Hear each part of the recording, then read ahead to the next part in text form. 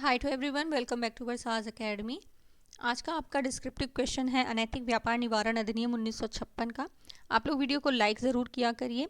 इसकी जो theory class है वो सुबह मॉर्निंग 9 AM पर आती है, तो उसको भी ज़रूर देखिएगा। उसके बाद आप क्वेश्चन करेंगे तो सारी चीज़ें अच्छे से समझ में आएंगी। ठीक है, तो अनैतिक व्यापार निवारण अधिनियम ये कब आया? 1956 में आया है। सबसे पहले हम इंट्रोडक्शन देखते हैं। क्लास आपकी बाइलिंगुअल हो रही है, तो इंग्लिश वाले जो बच्चे हैं वो भी क्लास को देख सकते हैं। नेक्स्ट है अनैतिक व्यापार निवारण अधिनियम 1956 भारत सरकार द्वारा देह व्यापार और मानव तस्करी को रोकने के उद्देश्य से बनाया गया है।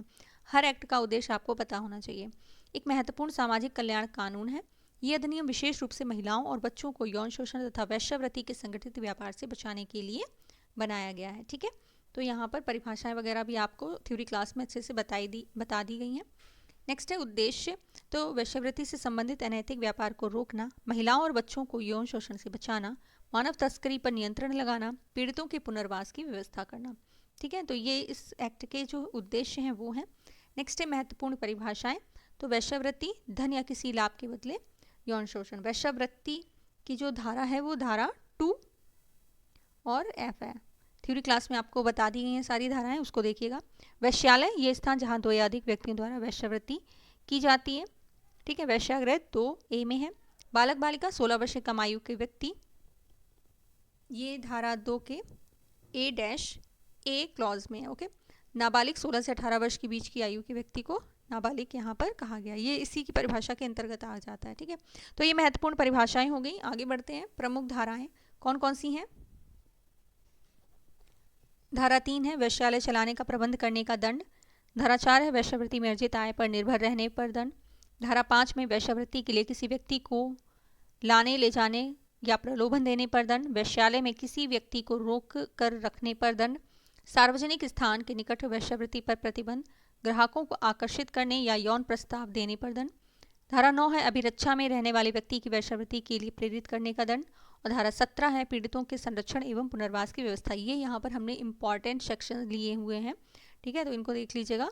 और 18 है वैश्यालय को बंद करने और परिसर को सील करने का अधिकार। ठीक है, तो ये इंग्लिश में भी यहाँ पर दिए हैं। ठीक है, इंग्लिश वाले जो स्क्रीनशॉट ले सकते हैं।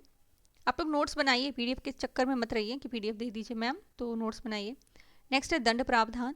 तो प्रथम अपराध के लिए कारावास जुर्माना है। बालक या नाबालिग से संबंधित अपराधों में कठोर दंड है। पुनरावृत्ति पर अधिक सख्त दंड है। ठीक है, तो अगर कोई अपराध अगर दोबारा करते हैं तो उसके लिए और अधिक सख्त दंड दिया गया है। नेक्स्ट है विशेष न्यायालय एवं अधिकारी। तो यहाँ पर देखिए विशेष पुलिस अधिकारी की नियुक्ति की जाएगी। छापेमारी और तलाशी का अधिकार होगा। पीड़ितों के लिए संरक्षण गृह की स्थापना भी की जाएगी। EMRS हॉस्टल वार्डन के संदर्भ में ये एक्ट क्यों महत्वपूर्ण है? तो EMRS हॉस्टल वार्डन के रूप में ये अधिनियम अत्यंत महत्वपूर्ण है, क्योंकि आवासीय विद्यालयों में रह रहे बच्चों को मानव तस्करी और यौन शोषण से सुरक्षित रखना प्रशासनिक जिम्मेदारी है। किसी भी संदिग्ध गतिविधि की सूचना तुरंत संबंधित अधिकारी को देना वार्डन का कर्तव्य है।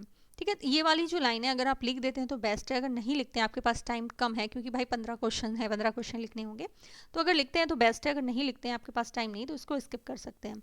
नेक्स्ट हम बात करते हैं निष्कर्ष की। तो अनैतिक व्यापार निवारण अधिनियम 1956 समाज में नैतिक मूल्यों की रक्षा और महिलाओं तथा बच्चों की सुरक्षा सुनिश्चित करने वाला महत्वपूर्ण कानून है। ओके, इसका प्रभावी क्रियान्वयन मानव गरिमा की रक्षा के लिए आवश्यक है। तो ये आपका पूरा एक्ट है जो अच्छे से आपको समझ में आ गया होगा। ठीक है, क्वेश्चन किस तरह से लिखना है वो भी आपको पता चल गया होगा। ठीक है, इसमें इंपॉर्टेंट धाराएं वगैरह जो है वो थ्योरी क्लास में करा दी गई हैं। यहाँ पर कोई संक्षिप्त धाराओं का PDF नहीं है। तो बने रहिए ऐसी और वीडियोज़ के साथ। Thank you so much for watching.